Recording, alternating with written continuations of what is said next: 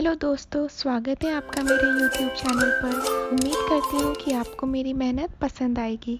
चलिए शुरू करते हैं। कहानी की शुरुआत में हमें दिखाया जाता है कि एक आदमी भागते हुए घर के अंदर जाता है। ठीक उसी के पीछे एक दूसरा आदमी भी घर के अंदर जाने ही वाला होता है कि तभी एक गोली की आवाज़ सुनाई देती है। इस सीरीज़ की हीरोइन यून मारी पेंटिंग करते हुए नजर आती है। तभी उसका पति कांगन वुक आकर उसकी पेंटिंग की तारीफ करता है और कहता है, ये फूल तो बिल्कुल उसी की तरह दिख रहा है।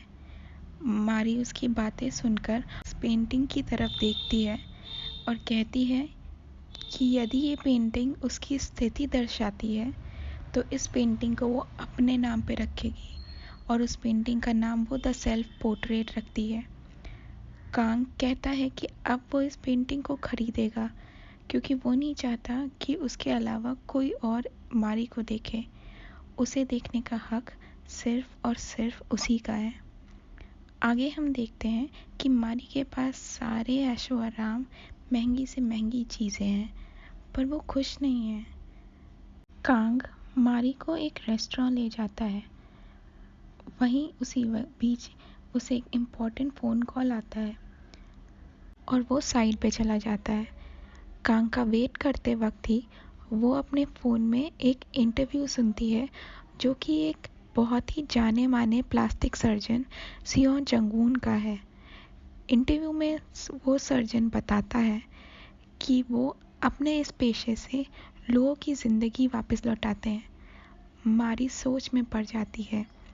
घर लौटते वक्त आर्ट गैलरी जाने का बहाना देकर वो अपने बॉडीगार्ड्स को चकमा देती है और आर्ट गैलरी के ठीक नीचे स्थित सियो जंगवून की क्लिनिक में जाकर उससे मिलती है। मिलते ही वो अपना चेहरा बदलने की मांग रखती है और बताती है कि इस चेहरे ने उसकी ज़िंदगी बर्बाद कर रखी है। वो उसका चेहरा इस कदर बदल दे कि कोई उसे पहचान ही ना पाए, पर सियो जंग उसे मना कर देता है, ये कहकर कि वो चेहरा बदलने वाली सर्जरी नहीं करते हैं और उसे अपनी परेशानियों का सामना करने की सलाह देता है, ना कि भागने को। फ्लैशबैक में हम देखते हैं कि मारी कई बार भागने की कोशिश कर चुकी है, पर हर बार कांग उसे पकड़ लेता है और अपने पास वापस ले आता है। उसके पागलपन और उसके जुनून की कोई हद नहीं, किसी भी हद तक जा सकता है, चाहे वो सही या गलत। अगले दिन ब्रेकफास्ट के वक्त मारी के सास ससुर दिखाए जाते हैं। उसका ससुर तो उसके पति से भी ज़्यादा कठोर और क्रूर है। वह उसे अभी तक प्रेग्नेंट ना होने का ताना देते हैं कि शादी के 5 साल बाद भी वो उसे पोता नहीं दे सकें। कांग इस बात को संभाल लेता है और ऑफिस जाते वक्त मारी से मुस्कुराने को कहता है। वो कहता है कि उस कई दिनों से उसकी मुस्कुराहट नहीं देखी, पर मारी उसकी तरफ देखकर मुस्कुरा ही नहीं पाती। निराश होकर वो चला जाता है। शाम को जब वो घर लौटता है तो देखता है कि मारी प्रेग्नेंट होने की सारी दवाइयाँ जो वो लाया था उसे बहा रही है। मारी उसे हिम्मत करके बताती है कि उसे बच्चा नहीं चाहिए, उसे आज़ादी चाहिए और उससे अपनी आज़ादी की भीख मांगती है और कहती है उसका प्यार नहीं, पागलपन है। कांग उसे घसीटते हुए उसके पेंटिंग रूम में लेके जाता है और कहता है, क्या ये मेरा प्यार नहीं? तुमने जो मांगा मैंने वो दिया। मारी उसको कहती है कि वो जानती है कि वो ये पेंटिंग दुनिया के सामने कभी नहीं लाने देगा। वो उसे सिर्फ अपनी दुनिया में कैद करना चाहता है। आखिर में वो उसे कह ही देती है कि वो उसकी माँ की तरह नहीं है, जिसे सुनकर कांग बहुत गुस्सा हो जाता है और कमरा बंद करके उसे खूब मारता है। मारी अगले दिन अपनी माँ से मिलने हॉस्पिटल जाती है, जो कि उसके पति का ही है। वो फिर से अपने बॉडीगार्ड्स को चकमा देती है और अपने दोस्त से मिलती है, जो उसे एक पेंटिंग एग्जीबिशन के बारे में इंफॉर्मेशन देती है। मारी अपनी पेंटिंग सबमिट कर देती है। कांग एक बार फिर से उसे पकड़ लेता है और अपने साथ घर वापस लाकर वापस से मारता है। अगले सीन में हमें दिखाया जाता है कि मारी की तबीयत अचानक बिगड़ जाती है। मारी को शक होता है कि कहीं वो प्रेग्नेंट नहीं, और घबरा कर वो घर से भाग जाती है।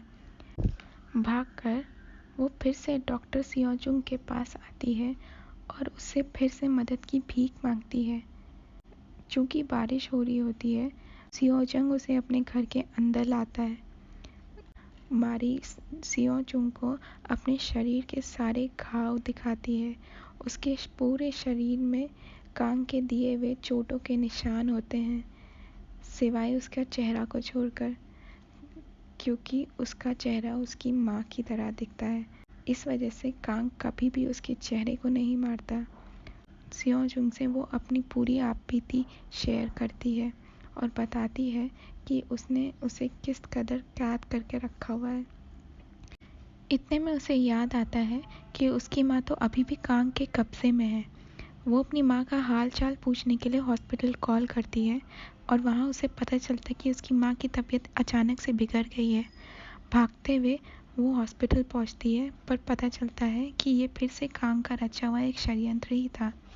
कांग उसे वापस घर लेके आता है और इस बार बंदूक दिखाकर उसे डराता है। वो अपने माँ की पूरी कहानी उसे बताता है कि कैसे उसकी माँ ने भी कई बार उसके पिता से भागने की कोशिश की थी, पर हर बार उसके पिता उसको वापस लेके आए। आखिर में उसकी माँ ने खुद को गोली मार दी और इसी तरीके से वो अपने पिता से आज़ाद हो पाई। मारी समझ जाती है कि कांग से दूर होने का बस एक ही तरीका है, और वो है मौत। वहीं दूसरी ओर की बीवी, जो कि कोमा में है, उसकी मौत हो जाती है, जो कि अमेरिका जाने वाला होता है। उसका अंतिम संस्कार करने उसके पास जाता है। वहीं दूसरी ओर मारी सबको चकमा देकर अपनी माँ को हॉस्पिटल से निकालती है और समुद्र किनारे जाकर अपनी मौत का नाटक करती है। कांग, जो कि पागलों की तरह उसे ढूंढते हुए वहां पहुंचता है, पर उसके मरने का यकीन नहीं करता। उसकी नज़र सामने जंगल में पड़ती है और वो वहां जाकर उसको ढूंढने लगता है। उसी जंगल में होती है और कांग को देखकर डर जाती है। वो के मारे वो वहां से भागने लगती है और किसी की गाड़ी के सामने आ जाती है। वो गाड़ी सियोजुंग की होती है, जो अपनी बीवी का अंतिम संस्कार कर कर लौट रहा होता है। सियोजुंग उसकी मदद करने को राजी हो जाता है। पूछने पे वो बताता है कि वो इस चीज़ का पछतावा नहीं करना चाहता कि उसकी वजह से कोई इंसान जीना छोड़ दे। मैरी को अपनी मरी हुई बीवी का चेहरा देता है ताकि कोई शक न करे। बावजूद उसके पति को पता चल ही जाता है कि मारी जिंदा है और उससे छुप रही है। कांग उसे किसी भी हालत में ढूंढने का प्रण लेता है। मारी अपनी नई जिंदगी की शुरुआत करती है और सियोजुंग से अलविदा लेती है। कई जगह नौकरी ढूंढने के बावजूद उसे कहीं कोई भी नौकरी नहीं मिलती। एक रात कुछ शराबियों से झड़प होने के कारण वो पुलिस स्टेशन पहुंच जाती है, पर सियोजुंग वहां आकर उसकी मदद करता है और उसे अपने घर में रहने की जगह देता है। वहीं दूसरी ओर कांग वो ड्रेस निकालता है जो मारी पहन के आई थी जब वो पिछली बार भागी थी। चूंकि वो ड्रेस एक डिज़ाइनर और लिमिटेड एडिशन की है, इसलिए एक पुलिस वाले के ज़रिए वो उन 30 लोगों का नाम निकालता है जिनके पास वो लिमिटेड एडिशन वाली ड्रेस है। जिस किसी के भी पास ये ड्रेस नहीं होगी, इसका मतलब यही है कि उसी ने मारी की हेल्प की है। 28 जगह उसे कुछ नहीं मिलता। जगह वो जिस लड़की के घर जाता है, वो लड़की सियोजुंग और उसकी मरी हुई बीवी की दोस्त होती है। वो ड्रेस उन दोनों ने एक साथ मिलकर खरीदी होती है, जिसे सियोजुंग ने मारी को दी थी। कांग इन वूक सियोजुंग के घर पहुंच जाता है और ज़बरदस्ती उसके घर की तलाशी लेने लगता है। मारी डर के मारे बाथरूम में छुपी रहती है। कांग बाथरूम का दरवाज़ा खोलने ही वाला होता है कि तभी सियोजुंग उसे रोक लेता है और उसे वो पर्पल ड्रेस दिखाता है जिसे वो ढूंढ रहा है। कांग शॉक्ड होकर वहाँ से चला जाता है, पर सोच में पड़ जाता है कि अगर एक ड्रेस उसके पास है तो सभी 30 की 30 ड्रेस उनके ओनर्स के पास कैसे हैं। आगे हमें पता लगता है कि हेरा, जो कि सियोजुंग और उसकी एक्स बीवी हाक्युंग की दोस्त थी, उसने अपनी ड्रेस कांग के जाते ही तुरंत डिलीवरी के थ्रू सियोजुंग के घर पहुंचा दी थी। इसके बावजूद कांग को सियोजुंग पे शक हो ही जाता है और वो दोबारा उसके घर आकर उसकी बीवी को देखने की जिद करता है। अंदर मारी अपनी हिम्मत जुटाकर कांग का सामना करने का निर्णय लेती है और उसके सामने आकर सियोजुंग की पत्नी होने का नाटक करती है। उन्हें साथ देखकर कांग वहां से चला जाता है और बाहर आकर हताश हो जाता है। अगले दिन मारी सियोजुंग से अलविदा लेकर अपनी ज़िंदगी में आगे बढ़ने चल पड़ती है। वो एक छोटा सा घर किराए पर लेती है और खुद से वादा करती है कि अब वो कमज़ोर नहीं बल्कि बहादुरी से अपनी ज़िंदगी बिताएगी। उधर कांग को अब भी मारी पर शक बना ही रहता है कि कहीं कुछ तो अजीब है। वो उस पुलिस ऑफिसर को उसकी सारी इन्फॉर्मेशन निकालने को कहता है। उधर हेरा सियोजुंग को बताती है कि असल में कांग कितना बड़ा और शक्तिशाली आदमी है और उसे उससे दूर रहने की सलाह देती है। कांग को आखिरकार पता चल जाता है कि हाकुंग और हेरा इकलौते वो दो शख्स हैं जो एक दूसरे को जानते हैं और वो हेरा को डराने की कोशिश करता है, पर हेरा सारा सच जानने के बावजूद उसे कुछ नहीं बताती है। सियोजुंग के घर जाकर उसे फिर से आगाह करने की कोशिश करती है कि वो मारी से दूर रहे, पर सियोजुंग उसकी बात नहीं मानता। हेरा उसके झुकाव का कारण समझ जाती है क्योंकि मारी का चेहरा उसकी मरी हुई बीवी से मिलता है और उसे सच बता देने का निर्णय लेती है कि जो वो पिछले 5 साल से छिपा रही थी कि हाकुंग का उसके एक्सीडेंट से पहले किसी और आदमी के साथ अफेयर चल रहा था और वो उसे धोखा दे रही थी। पर जब उसे पता चलता है कि सियोजुंग को ये बात हमेशा से पता थी, इसके बावजूद वो उसके साथ था, वो अपना आपा खो देती है कि कैसे वो ये सब झेल रहा है, कैसे वो पिछले 5 साल से हाकुंग की सेवा कर रहा था जबकि उसके इस निस्वार्थ प्रेम के वो लायक ही नहीं। उधर बहुत भटकने के बाद आखिरकार मारी को एक जगह हेल्पर की नौकरी मिल जाती है। सियोजुंग अपने बचपन का दोस्त, जो क्लिनिक में उसका कलीग भी है, उससे कांग इन वुक के बारे में इंफॉर्मेशन निकालने को कहता है। उसे पता चलता है कि कांग की मां ने खुदकुशी की थी और वो उसके परिवार की हिस्ट्री सुनकर मारी के लिए चिंतित हो जाता है। कांग एक बार फिर से आर्ट गैलरी विजिट करता है और वहाँ हाकुंग से मिलने की फरमाइश रखता है, पर हेरा फिर से बहाना मारकर टाल देती है। तभी कांग की नज़र द सेल्फ पोर्ट्रेट पेंटिंग पे पड़ती है जो मारी की थी। पूछने पर उसे पता चलता है कि इस पेंटिंग के आर्टिस्ट का अब कहीं कोई खबर नहीं है। दूसरी तरफ मारी अपनी दोस्त से मिलती है और उसे अपनी शादी और सर्जरी का सारा सच बताती है और उसे अपनी माँ का ख्याल रखने को कहती है। उधर कांग अपना खेल शुरू कर देता है। वो हाक्युंग के साथ अपॉइंटमेंट सेट करता है, पर बदले में हेरा ही आती है। कांग हेरा को ब्लैकमेल करता है कि उसकी डूबती हुई आर्ट गैलरी को वो ख़त्म कर सकता है अगर उसने अपनी खरीदारी बंद कर दी। पता चलता है कि आर्ट गैलरी की 70% सेल्स कांग की कंपनी से आती है। कांग बदले में मारी की सेल्फ पोर्ट्रेट पेंटिंग और हाकुंग के साथ ही डील करने की फरमाइश रखता है। हेरा चिंतित होकर सियोजुंग के पास जाती है और उसे सारी कहानी बताती है।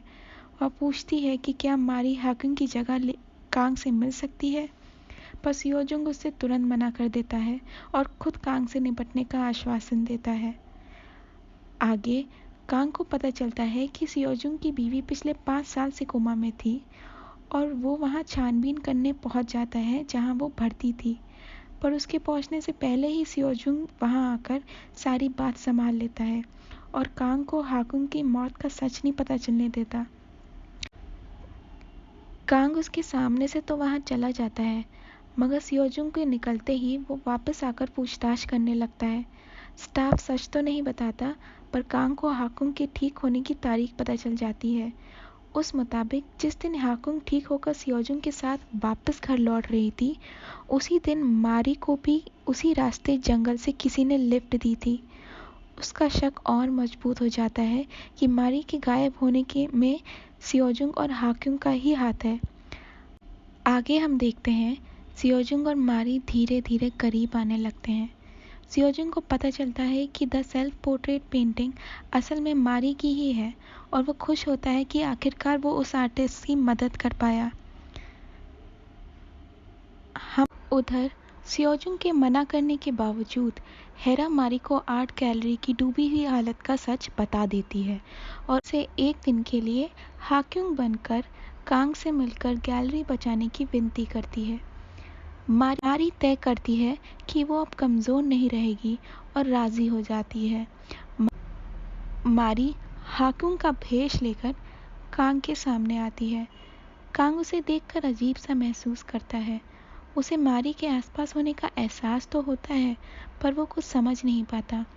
उसे यकीन हो जाता है कि हाक्युंग उससे कुछ छुपा रही है। हाक्युंग के साथ कॉन्ट्रैक्ट साइन करके वो वहाँ से चला जाता है।